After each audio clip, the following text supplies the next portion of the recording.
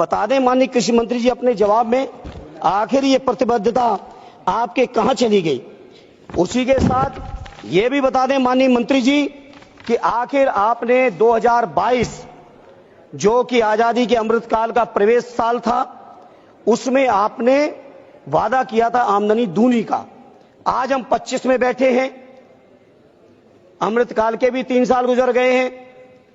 एक किसान का नाम देश में बता दीजिए सभापति जी, बड़ी जिम्मेदारी से कह रहा हूं माननीय मंत्री जवाब में, और कि इस किसान की आमदनी पहले इतनी थी आज इतनी हो गई। घट गई नहीं, ये बताएं मंत्री जी, कुछ किसान की डबल कर दिए 16 से 22 के बीच में। हम तो 25 में ही सवाल कर रहे हैं।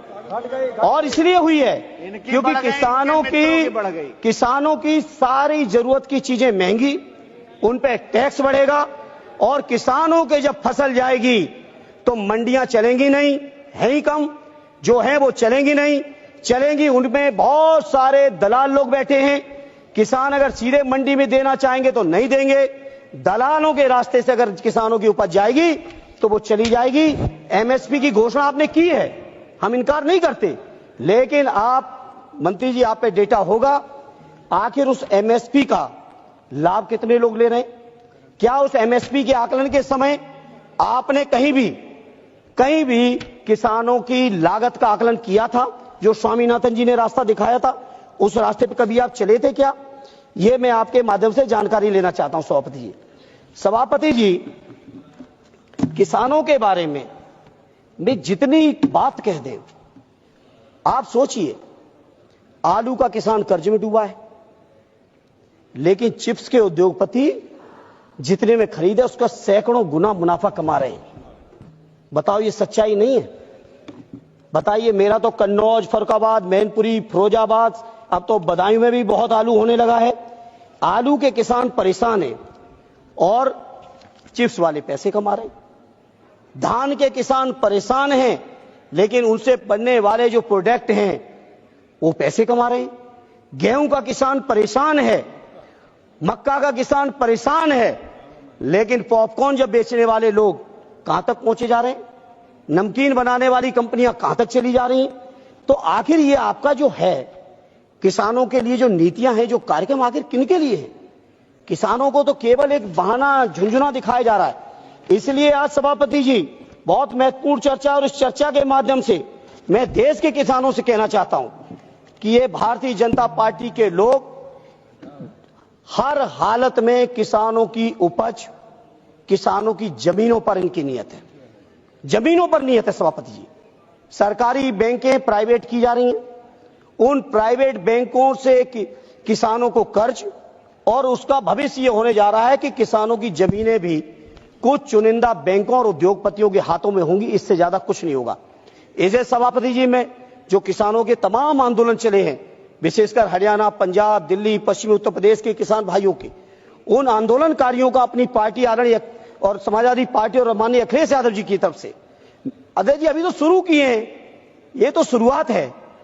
सभापति जी, मैं माननीय अखिलेश यादव जी की ओर से, अपनी पार्टी की ओर से न केवल समर्थन करता हूं, न केवल उनकी मांग का साथ देता हूं, बल्कि मैं बड़ी जिम्मेदारी से कहना चाहता हूं, एमएसपी को जो गारंटी की बात स्वामीनाथन जी ने कही थी, जिसकी मांग को लेकर लगातार किसान आंदोलन रहते हैं अलग अलग तरीके से, उन एमएसपी को आप लागू करिए और स्वामीनाथन जी के हिसाब से लागू करिए, क्योंकि हम जानते हैं उसमें भी खेला कर देंगे, उसमें भी किसानों को गुमराह कर देंगे।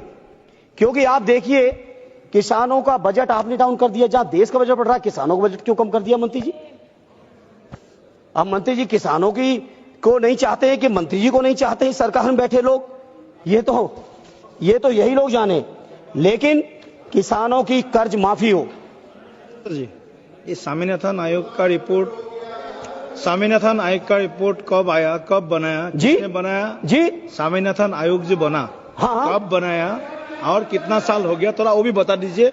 नहीं, स्वामीनाथन जी की रिपोर्ट तो आ गई थी 6 में। अच्छा, अरे हम सभापति जी क्यों नहीं हम गलत कहेंगे? बता दीजिए थोड़ा। आदरणीय सदैव नेताजी माननीय अखिलेश यादव जी के नेतृत्व में जी, उस समय के कृषि मंत्री से जाके हम लोग भी मिले थे जी, लेकिन 14 में तो आपने सारा कुछ बदलने का वादा किया था। वादा तो आपका था, वादा तो आपका था, अरे वादा तो आपका था। ये वादा तो आपका था, ये वादा किसका था? ये काबिल है बोलने के लिए। और क्या कहते थे? ये काबिल है। हम कभी सभापति जी, सदैव नेताजी ने, माननीय अखिलेश जी ने जो संस्कार दिए, हम कभी किसी व्यक्ति का नाम लेके कभी टिप्पणी नहीं की जीवन में, और न करेंगे। लेकिन एक बात जो आपकी है वो कोट कर रहे हैं। आप ही लोग कहते हैं मोदी की गारंटी, मैं नहीं कहता हूं, ये बीजेपी के लोगों कहते हैं। तो आखिर प्रधानमंत्री जी की गारंटी, प्रधानमंत्री जी की गारंटी किसानों के लिए कहां चली गई? कहां चली गई किसानों के लिए? इसलिए जहां आप इधर की बात कर रहे हैं, इधर की कर रहे हैं, अरे हो सकता कुछ कमी रह गई तभी हम लोग इधर आ गए, लेकिन आपने क्या किया?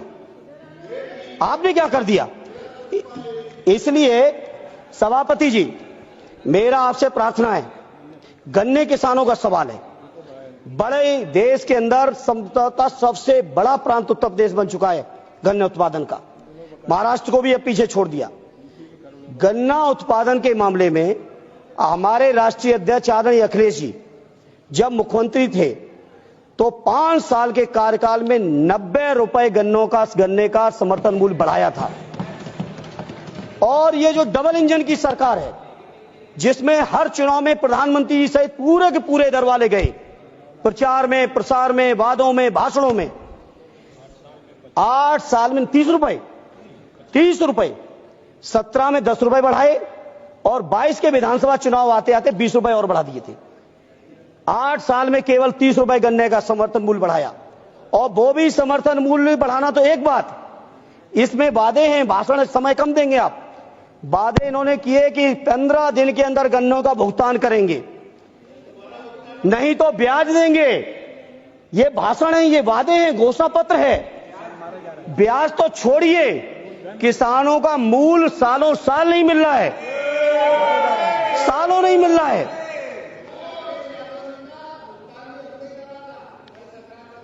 अरे जब खजाना तुम पे पहुंच गया, भुगतान कौन करेगा? ये कौन सी बात होती है? वित्तीय वर्ष खत्म हो गया था भाई, 15 मार्च को जब कार्यकाल खत्म हुआ तो भुगतान कौन करेगा? और भुगतान क्या कोई एहसान किया, किसी और का किया? किसानों का गन्ना था, किसानों का गन्ना था, उसका भुगतान आपने कर दिया।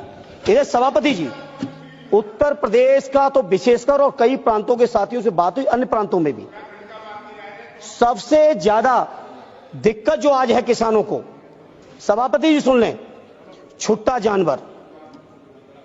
मेरी प्रार्थना है कृषि मंत्री जी, किसानों की उपज की जब तक वो बाजार में बिक नहीं जाता है, पूरा का पूरा परिवार सर्दी, गर्मी, बरसात, लू, बारिश, हर परिस्थिति में किसानों के परिवार खेतों में पड़े हैं, उनका जीवन नरक हो गया है। इसे सभापति जी आपके माध्यम से मंत्री जी से, सरकार से कहूंगा, एक स्थायी और ढंग से इंतजाम निकालिए।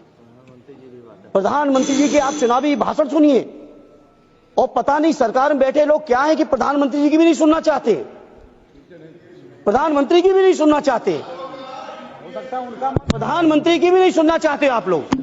केवल धर्म के नाम पर मंदिर, मस्जिद, हिंदू मुसलमान नफरत फैला के, आपको अगर लग रहा है, केवल लग रहा है कि इस तरह से जनता का विश्वास जीत लोगे, तो देश का जनमानस, देश का किसान जाग चुका है। इसे मेरी प्रार्थना है, बहुत महत्वपूर्ण क्षेत्र है, बेरोजगारी का आलम पूरा देश जानता है। आज भी खेती हमारा क्षेत्र ऐसा है, 60% से ज्यादा लोगों को रोजगार दे रहा है। आखिर रोजगार देने वालों को मानते, आज अगर कृषि मंत्री जी 60% रोजगार मिल रहा है तो 30% ही ले आते बजट। कृषि अनुसंधान पे आपने कम कर दिया बजट, कृषि बजट आपने कम कर दिया, जीएसटी आपने बढ़ा दी। तमाम तरीके के किसानों के सामने जो चुनौती है, कहीं आपका मंडी का चैन बन नहीं रहा है, कोल्ड स्टोर का चैन बन नहीं रहा है, मार्केट कहीं बन नहीं रहा है, सिंचाई का कहीं इंतजाम है नहीं। तो ऐसी तमाम चीजें हैं सभापति जी, जिनको मंत्री जी को और सरकार को सोचना चाहिए, और नहीं सोचेंगे तो सभापति जी, मैं आपको कहना चाहता हूं कि देश के किसान परिवार में बैठे नौजवान बहुत जागरूक हैं, और आने वाले समय में अपने अपने तरीके से लोग जवाब देंगे आपको। इधर सभापति जी, किसानों की तरफ से मैं एक बात कहते हुए अपनी बात को खत्म करूंगा, क्योंकि आपकी भी घंटी हम बार बार नहीं सुनना चाहते, और भी हमारे साथी बोलने को पीछे हैं। बीजेपी के लोगों को लगता है किसानों की स्थिति बहुत अच्छी है। सच्चाई यह है, कृषि विकास दर से लेके, कर्ज से लेके, आत्महत्याओं से लेके, उनके ब्याज से लेके, मंडी से लेके, जीएसटी से लेके, उनके ऊपर मुकदमों से लेके, आप सोचो कि पंजाब के किसान चलते तो हरियाणा सरकार रोक देती है। कोई मामूली बात है? अंतरराज्यीय सीमा तो है, कोई अंतर प्रदेश देशी सीमा तो है नहीं। अंतरराज्यीय सीमाओं में रोक दे रहे लोग। 750 यहां मर गए, इनका कोई कार्रवाई नहीं, शहीदों का दर्जा नहीं, कोई मुआवजा नहीं। इसलिए मैं इन किसानों की भी समर्थन की मांग करते हुए, वो समर्थन करते हुए अपनी पार्टी की ओर से एक बात केवल सभापति जी, एक बात मैं कहूंगा कि हर हाल में ये किसानों को गुमराह कर रहे हैं। मैंने कई रिपोर्ट्स पढ़ ली, टाइम नहीं है बताने का। गुमराह करते हैं कि किसानों का कर्ज माफ करेंगे तो सरकार पे इतना खजाने पे बोझ आएगा। ज्यादा बड़ा बोझ भी नहीं आना है, ज्यादा बड़ा बोझ नहीं आएगा अगर सरकार करना चाहे तो। इसे मैं सरकार से कहूंगा किसानों का कर्ज माफ कर दो और भविष्य में किसान कर्ज ना उन पे चढ़े, उसके लिए भविष्य में कर्ज ना चढ़े, उनकी लागत का 1.5 गुना समर्थन मूल्य कर दो तो किसानों का भी लाभकारी सौदा हो जाएगा। बस एक बात सभापति जी कहते हुए एक लाइन कहूंगा, जवाब दिए, एक मिनट जयप्रकाश जी। अदम गौड़वी साहब हमारे गोंडा के एकदम गांव में बैठे हुए कवि रहे। उन्होंने सरकार के लिए उनकी कही हुई एक कविता बड़ी फिट बैठ रही, बस तुम्हारी फाइलों में गांव का मौसम गुलाबी है। क्या बात? तुम्हारी फाइलों में गांव का मौसम गुलाबी है, मगर ये आंकड़े झूठे और वादा किताबी है। तुम्हारी मेज चांदी, तुम्हारे जाम सोने के, लेकिन किसान के घर में आज भी फूटी रकाबी है। ठीक है जयप्रकाश जी, ये है किसानों की हालत माननीय मंत्री जी। इसलिए धन्यवाद सभापति महोदय। नहीं आप शुरू कीजिए। धन्यवाद सभापति महोदय।